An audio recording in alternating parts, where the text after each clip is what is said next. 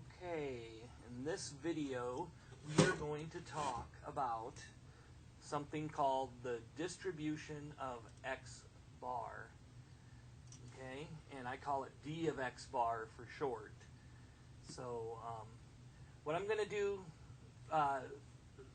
for the first set of videos is just kind of show you how to do the problems, kind of like what the problem is, how to solve it.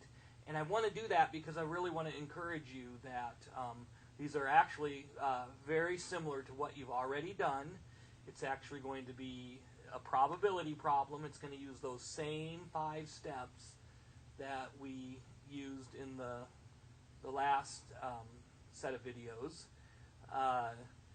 But what's going to be different here is we're going to have a different z-score formula. And the reason for that is we're going to be using a different distribution.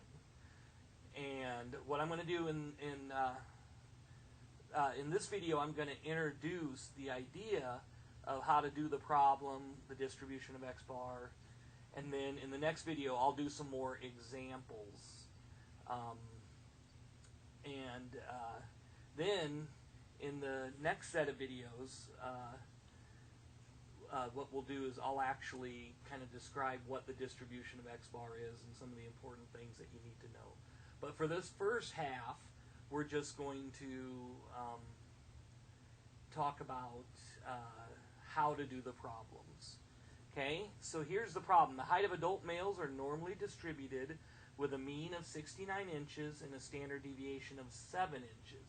Very similar to what we've already done. This is the normal distribution with the height of adult males.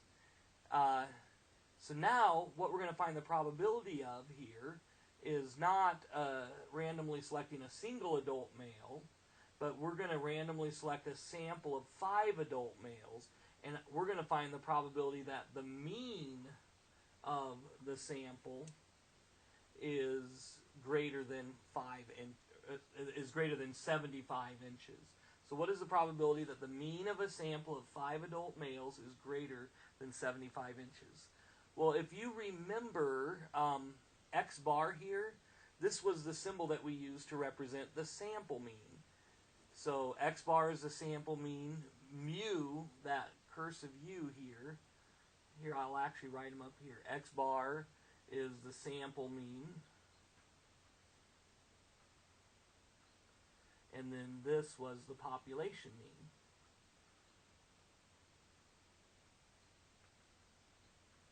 Right? So the reason this is called the distribution of x bar is the distribution we're going to be dealing with is not the distribution of the population. It's actually the distribution of all the possible means of, it's the distribution of the means of all the possible samples of size 5 that you could draw out of the population. Okay, so it's a little complicated. That's what we're going to talk more about next time. But doing the problem is not that much more complicated. Okay, it's pretty much the same 5 steps with a different z-score formula. Some different notation here. Okay, so the first step, if you remember, was write out I called it the x-score probability. Well, for us, it's going to be writing out the x bar. This is going to be an x bar probability. And so you're going to say, I want to know the probability that the sample mean, and x bar represents the sample mean. I want to know the probability that the sample mean is greater than 75 inches. And that's step 1. So it's no different than before. I just have an x bar instead of just an x. Okay, so now the second step, you're going to draw the diagram.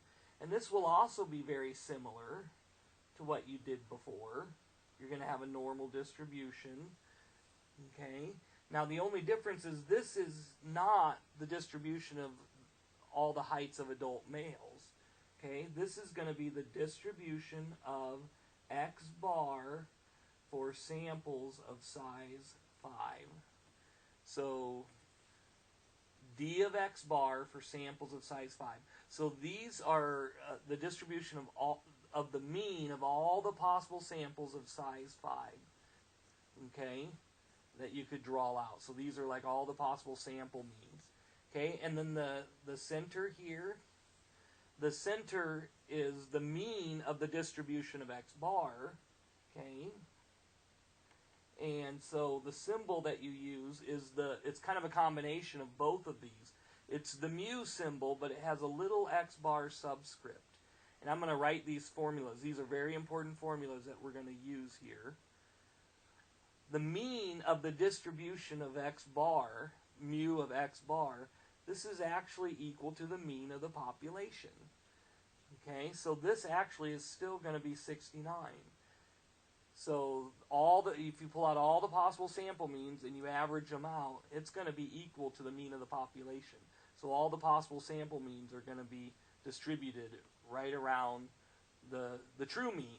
Okay, some will be less than the true mean, some will be more than the true mean. So the standard deviation of the distribution of x bar is going to be the standard deviation symbol with a little x bar subscript, and it is the standard deviation of the population over the square root of n. Okay? And so in this case, it is going to be 7 divided by the square root of 5. And that's going to be the standard deviation. And so the mean is the same as the mean of the population. The standard deviation is actually going to be smaller than the standard deviation of the population. So the means are not spread out as much as the actual values. They're kind of grouped up closer to the mean of the population.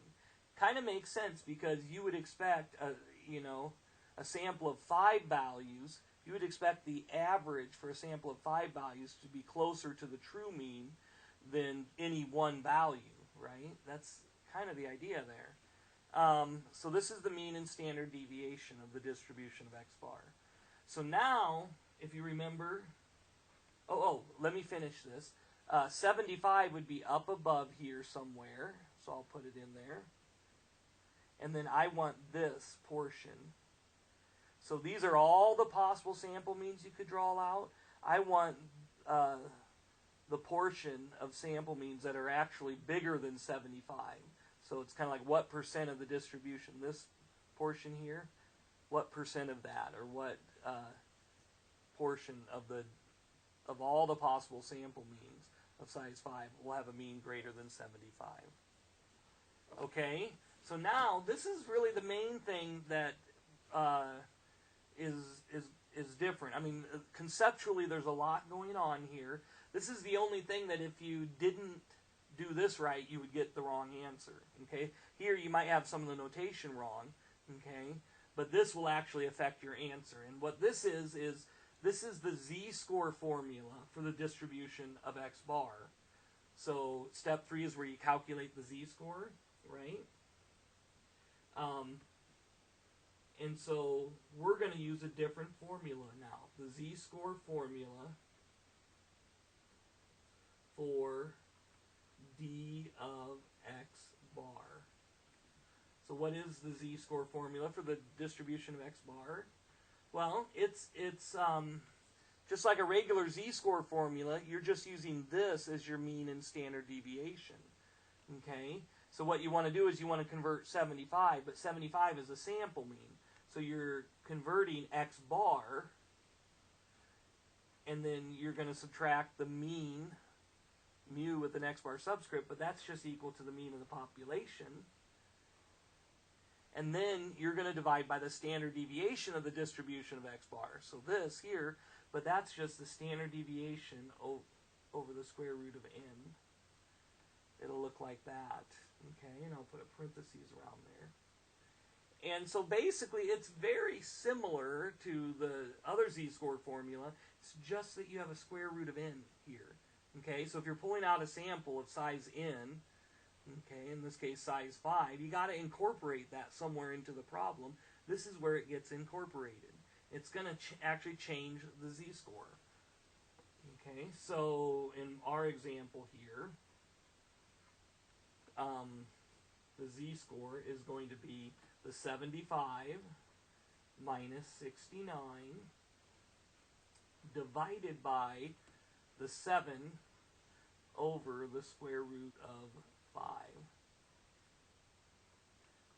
just like that. And that's really the main difference in how we're going to do these problems. Okay? So when you put it in your calculator, you got to be careful. You got to do this right, okay? So if I did 75 minus 69, hit equals, okay? Now let's say I take the answer and I divide that by 7 over the square root of 5. Your calculator is going to do the division from left to right. So it's going to take the top and it's going to divide by 7, and then it's going to divide by the square root of 5.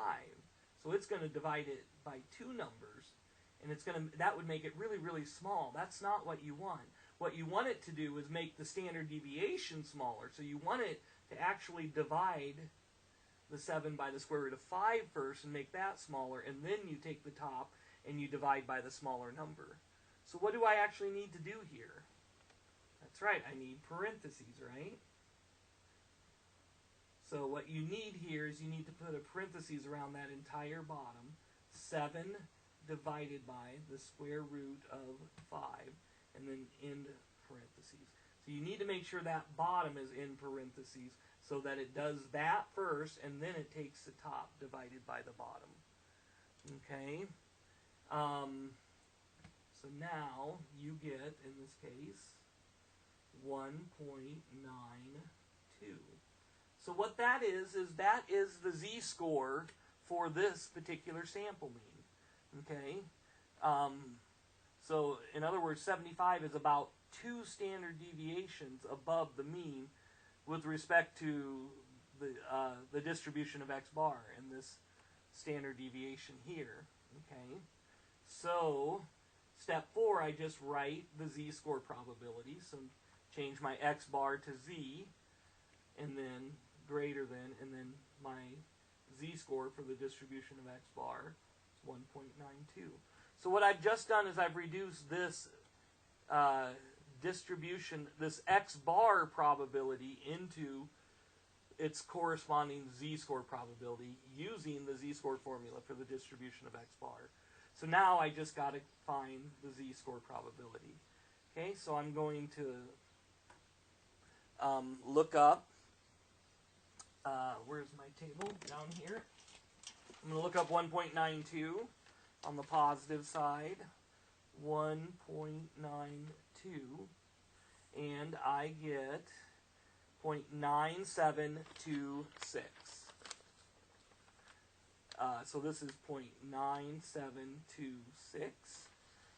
Now that's not the probability I want. That's all the area below that z-score. So I want this area here, 1 minus 0.9726. And so 1 minus 0.9726 is 0.0, this is 0.0274. And that is my final answer. Okay? So you basically reduce this x bar probability into its corresponding z-score probability using the z-score formula for the distribution of x bar. And then once you get it here, it's going to be one of those 3 cases that we learned way back at the beginning of when we started studying the normal distribution. In this case, it was case 2, a greater than probability, so I have to remember that I need to subtract from 1. Okay, which I did, and then I get the probability here. Another way that you could think of this is if you think of it as a percentage, what it means is of all the possible samples you could draw out, of samples of size 5 that you could draw out, 2.74% of those samples are going to be greater than 75. Okay, that's what it means.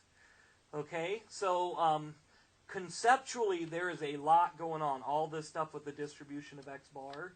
Okay, but as far as actually doing the problems in this section, it's very, very similar to before. It's the same 5 steps, okay, but there's some different notation here. And I like to have, you might be doing, well, so I like to have you write out the 5 steps and then put in the correct notation here. And then the main difference here is you got this different z-score formula where if you didn't include this, you would get the wrong z-score and then you would get the wrong answer. Okay? But otherwise, it's very similar to what we did before. So now in the next video, what we'll do is I'll do another example. We'll actually see what all three cases look like. All three of the z-score, the less than case, greater than, and between case.